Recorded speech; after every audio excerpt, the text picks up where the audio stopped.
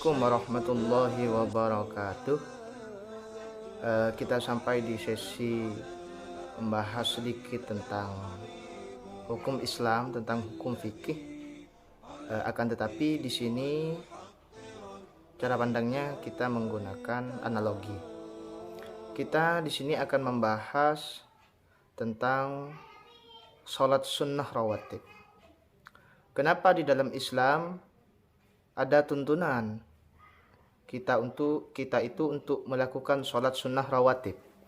Sholat sunnah rawatib itu oleh Islam dibagi menjadi dua, yakni sholat sunnah qabliyah sebelum melakukan sholat wajib, dan ada sholat sunnah ba'diyah, sholat sunnah yang dilakukan setelah sholat wajib.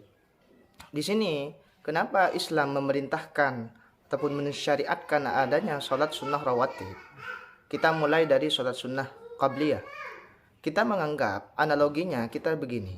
Sholat sunnah qabliyah itu dilakukan sebelum melaksanakan sholat wajib. Sedangkan sholat itu sendiri, terutama sholat wajib, itu adalah momen kita itu bertemu dengan Tuhan. Ataupun momen ibadah untuk kita itu menjadi sarana berhubungan ataupun berbicara dengan Tuhan. Oleh karena itu, momen ini lebih besar ketimbang momen-momen yang lain. Apabila kita memiliki kesempatan untuk bertemu dengan presiden, memiliki kesempatan untuk bertemu dengan kiai, itu adalah momen besar. Akan tetapi ini bukan lagi makhluk. Akan tetapi ini adalah Tuhan, Allah pencipta dari makhluk. Oleh karena itu, ketika kita itu ingin bertemu dengan zat yang maha besar, yang maha agung, maka perlulah kita mempersiapkan terlebih dahulu, baik dari segi mental, ataupun dari segi fisik, ataupun dari segi ketenangan pikiran. Oleh karena itu, sholat sunnah qabliyah ataupun yang dilaksanakan sebelum sholat wajib itu, salah satu analogi dari kami, kita itu ibarat orang yang melakukan olahraga seperti halnya senam. Di dalam gerakan senam, kita itu mengenal adanya pemanasan. Agar apa? Tujuannya ketika sampai di gerakan inti dan selesai berolahraga, kita itu tidak kena mental. Artinya kita itu sudah mempersiapkan diri untuk melakukan gerakan-gerakan inti yang notabene pasti lebih berat ketimbang pemanasan seperti itu, untuk meregangkan otot ataupun dan yang lain. Kemudian apa manfaat atau fungsi adanya pemanasan itu?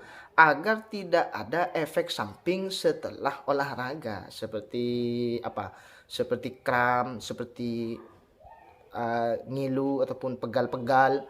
Itu salah satu manfaat dari adanya pemanasan sebelum berolahraga ataupun sebelum bersenam.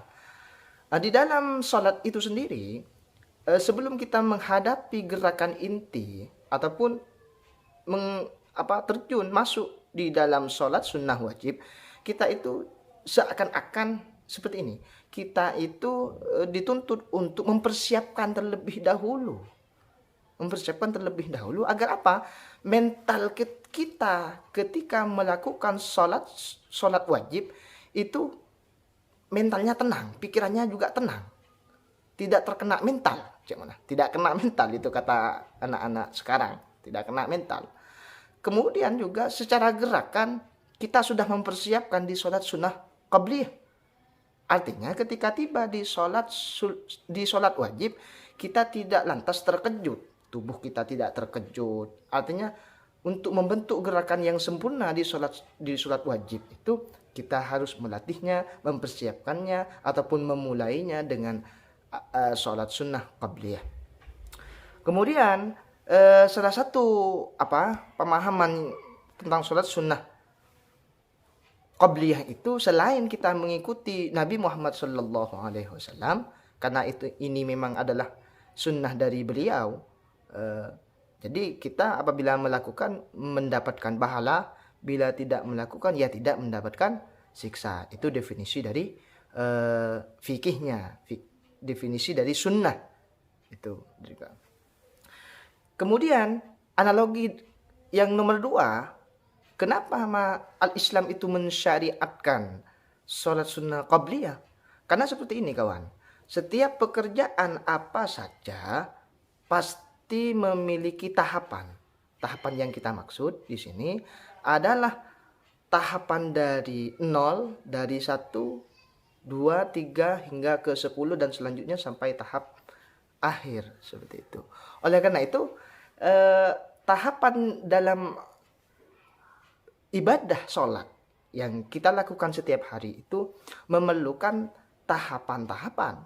Artinya apabila ada seseorang yang melakukan sesuatu pekerjaan langsung pada intinya tanpa ada tahapan, maka akan ada kemungkinan banyaknya kekurangan setelahnya. Nah, dengan adanya sholat sunnah qabliyah, kita seakan-akan diberi pemahaman oleh Islam bahwa suatu pekerjaan apa saja itu perlu adanya tahapan-tahapan. Tahapan sebelum melakukan sholat wajib, kita juga diberi tahapan untuk sholat sunnah qabliyah.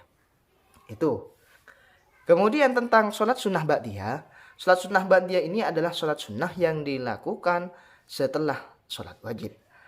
Apabila kita sudah melakukan 2 rakaat ataupun 4 rakaat qabliyah dan kita sudah melakukan sholat wajib, maka juga kita disyariatkan, disunnahkan untuk sholat 2 rakaat atau 4 rakaat ba'diyah ataupun setelah sholat wajib. Apa ini? Apa falsafahnya? Falsafahnya yang pertama, menurut saya ini analogi, saya sekarang tidak membahas tentang pandangan dalil ataupun pandangan Al-Quran dan hadis. Akan tetapi falsafah yang pertama ataupun analogi yang pertama dari saya tentang sholat sunnah ba'diyah. Di awal kita sholat sunnah qabliyah 2 rakaat. Anggap saja 2 rakaat. Kemudian setelah sholat wajib kita sholat sunnah lagi 2 rakaat. Artinya apa? Kita disyariatkan untuk kembali ke awal. Kembali ke awal ini kita analogikan dengan adanya instalisasi pada HP ataupun laptop.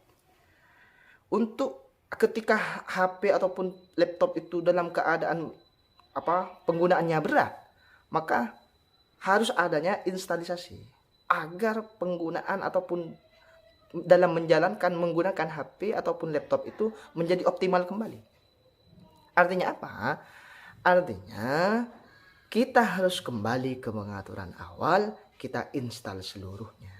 Nah, dengan sholat sunnah ba'diyah itu 2 rakaat kita kembali ke awal yang kita itu melaksanakan sholat sunnah 2 rakaat. Itu analogi yang pertama dari saya. Kemudian analogi yang nomor 2 tentang sholat sunnah ba'diyah.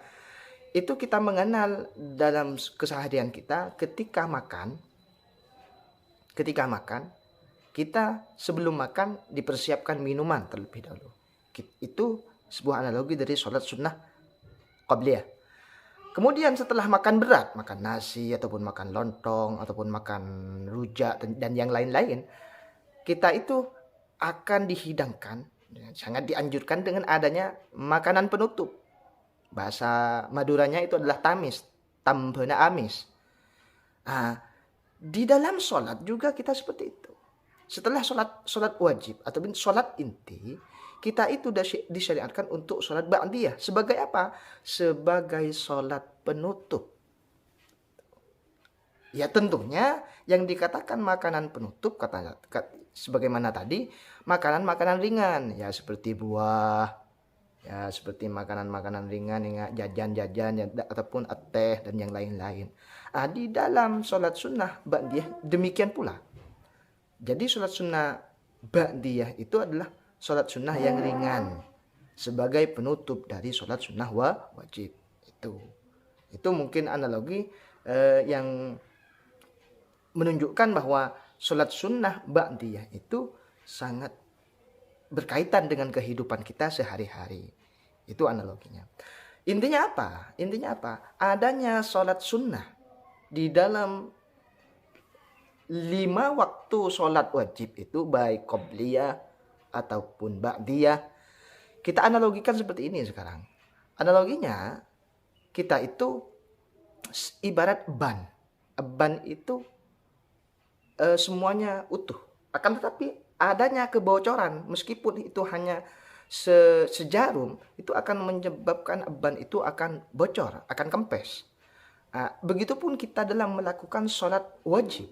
Di dalam sholat wajib tentu, dan itu pasti, ada kekurangan di dalam sholat wajib kita yang kita lakukan. Baik dari gerakannya kurang sempurna, ataupun bacaannya kurang menghayati, ataupun kurang sempurna bacaannya, ataupun dari kekhusyuan hati.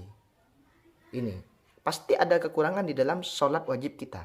Oleh karena itu wajib kita tambal.